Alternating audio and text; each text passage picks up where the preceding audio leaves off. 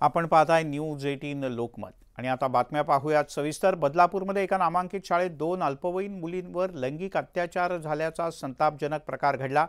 या घटनेनंतर काल दिवसभर बदलापुरात आंदोलनाला हिंसक वळणही लागलं होतं। या आंदोलन प्रकरणी आतापर्यंत 68 जणांना अटक करण्यात आली असून 300 पेक्षा जास्त जणांच्या विरोधात गुन्हे दाखल करण्यात आले आहेत। रेल्वेच्या रुळावर आंदोलन केल्याप्रकरणी तसंच दंगल माजवणं, सरकारी मालमत्तेचं नुकसान करणं, गुन्हेगारी कट रचणं अशा गंभीर स्वरूपाचे गुन्हे संबंधितांवर दाखल करण्यात आले आहेत।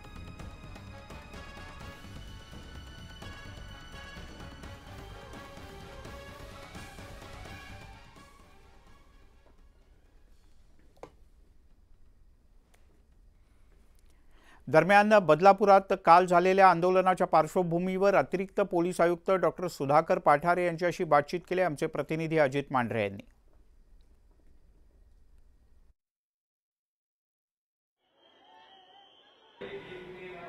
बदलापूरमध्ये काल जी घटना घडली, आंदोलन झाली, त्यामुळे बदलापूरमध्ये कायदा सुव्यवस्थेचा प्रश्न निर्माण झाला होता। त्यानंतर आज बदलापूरचं जनजीवन जे आहे पूर्णपणे सुरळीत आहे। मात्र काल मध्यरात्रीपासूनच बदलापूरमधलं इंटरनेट सेवा जी आहे ती पूर्णपणे बंद करण्यात आलेली आहे। अर्थात यामागे अनेक कारणं आहेत। काय नेमकी कारणं आहेत ती जाणून घेण्याकरता आपल्यासोबत डॉक्टर सुधाकर पाठारे जी आहेत, जे अतिरिक्त पोलीस आयुक्त आहेत या परिसराचे। साहेब, इंटरनेट सेवा बंद केली गेली। कालच्या बदलापूर शहरातील कायदा सुव्यवस्थेच्या पार्श्वभूमीवर ज्या घडामोडी घडलेल्या आहेत त्या पार्श्वभूमीवर ही इंटरनेट सेवा तात्पुरती स्थगित करण्यात आलेली आहे। कालच्या सर्व घटनेच्या पार्श्वभूमीवर ज्यांनी कायदे मोडले त्यांच्याविषयी रेल्वे स्टेशनवरील घटना, शाळेमधील घटना किंवा रेल्वे स्टेशनच्या बाहेरील घटना याविषयी गुन्हे दाखल करण्यात आलेले आहेत। त्यामध्ये जवळजवळ 40 आरोपींना अटक करण्यात आलेलं आहे आणि त्यांच्यावर पुढील कायदेशीर कारवाई करण्यात येत आहे। साहेब, इंटरनेट सेवा बंद केली आहे कारण का ज्या पद्धतीनं गेली काही दिवस सोशल मीडियावरती कालच्या आंदोलनाबाबत किंवा जी घटना घडली त्या घटनेवर वेगवेगळ्या पोस्ट येत होत्या आणि त्या कुठल्या पोस्टमुळे किंवा सोशल मीडियावरच्या केलेल्या कॅम्पेनमुळे कालचा सगळा प्रकार घडला होता आणि ती खबरदारी म्हणून हा इंटरनेट सेवा बंद करण्याचा निर्णय घेतला। अगदी बरोबर आहे, कारण कालचं जे आंदोलन होतं त्यात म्हणजे ऐन वेळेस कुठलंही नेतृत्व नव्हतं, नेतृत्वहीन आंदोलन होतं। त्यामुळे कोणाचंही त्या एकमेकांचं त्या आंदोलकांवर नियंत्रण नव्हतं आणि त्यातून प्रत्येकजण सोशल मीडियाचा गैरवापर करून अनेक अफवा पसरवणं, चुकीचे मेसेज पसरवणं आणि त्यातनं जनभावना अफवांमुळे तीव्र होणं असे प्रकार घडत होते। त्यामुळे ही कारवाई करण्यात आलेली आहे। आज लोकांना आपण काय आवाहन कराल, बदलापूरकर असतील किंवा बाहेरचे लोक असतील, अशा रीतीनं अफवांना बळी पडू नये? जी काही दुर्दैवी घटना घडली होती त्या बाबतीत शासनानं SIT स्थापन करण्यात आलेली आहे। विशेष पोलीस महानिरीक्षक दर्जाच्या अत्यंत वरिष्ठ दर्जाच्या महिला पोलीस अधिकाऱ्याकडे आणि सहकारी अधिकाऱ्यांकडे हा तपास देण्यात आलेला आहे। हा खटला फास्ट ट्रॅक कोर्टामध्ये चालण्याची व्यवस्था करण्यात आलेली आहे। त्याचप्रमाणे विशेष सरकारी वकील देखील यामध्ये नेमण्यात येणार आहे। याशिवाय या संपूर्ण घटनेविषयी जे काही यापुढे दक्षता घेणं आवश्यक आहे त्याही उपाययोजना करण्यात येत आहेत। याशिवाय जे काही घटना घडण्यापूर्वी ज्याच्या कोणाच्या त्रुटी असतील ते स्थानिक पोलीस निरीक्षक असतील किंवा शाळा प्रशासन असेल त्याविषयी चौकशी करण्यात येते। त्यात ऑलरेडी संबंधित शाळा प्रशासनाचे प्राचार्य आणि काही स्टाफ यांना निलंबित करण्यात आलेले आहे। त्यांच्यावर विभागीय चौकशी सुरू आहे आणि त्यांच्यावर कायदेशीर कारवाई देखील करण्यात येणार आहे। या निमित्तानं संपूर्ण बदलापूरकर शहरवासियांना विनम्र असं आवाहन करतो की जी काही आपल्या कायद्याच्या चौकटीत कठोरतम कारवाई शक्य आहे ती आपण करत आहोत।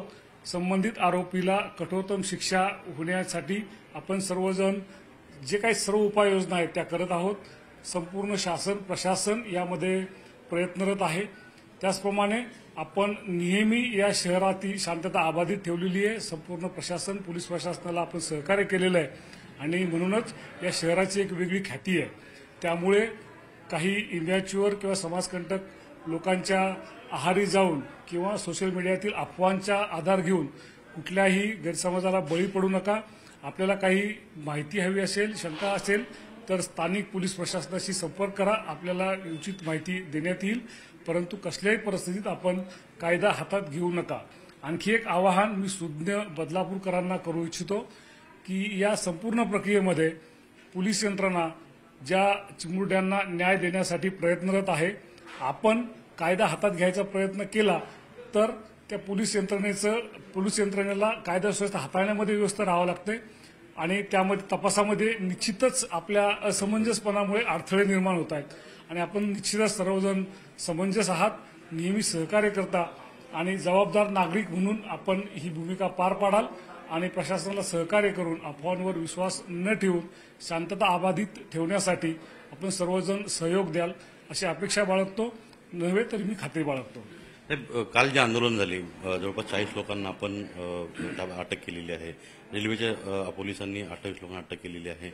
कुठेतरी ह्या आंदोलनामध्ये बदलापूरची लोकच होती का बाहेरची होती, काय तपासामध्ये समजलं? काल अशी चर्चा होती की बाहेरची लोक बऱ्या प्रमाणात या सगळ्या भागात होती, या सगळ्या आंदोलनात होती.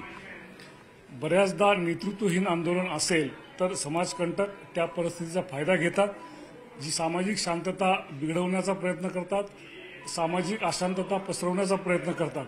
कालच्या घटनेमध्ये अत्यंत म्हणजे विद्यार्थ्यांचे पालक एवढ्या तीव्र स्वरूपाचं आंदोलन करू शकत नाहीत. त्यांच्या भावनाशी पोलीस प्रशासन, शासन देखील सहमत होतं, त्याप्रमाणे कारवाई करत होतं.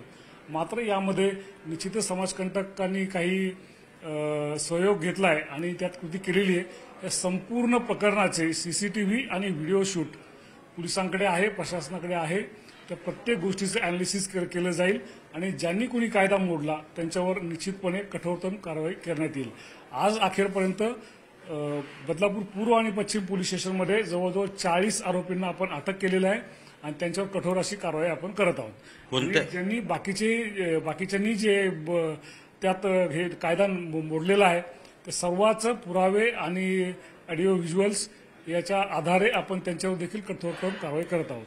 या गुन्ह्यामध्ये आपण दंगल माजवणं, दगडफेक करणं, ट्रेसपास करणं, शासकीय कामकाजात अडथळा करणं, सार्वजनिक मालमत्तेचं नुकसान करणं, समोरच्या व्यक्तींना जखमी करणं, शासकीय कर्मचाऱ्यांना, पोलिसांना जखमी करणं अशा स्वरूपाचे यापेक्षा गंभीर स्वरूपाचे कलम यात लावण्यात आलेली आहे. कालच्या संपूर्ण घटनेमध्ये जवळजवळ 15 पोलीस अधिकारी आणि कर्मचारी जखमी झालेले होते.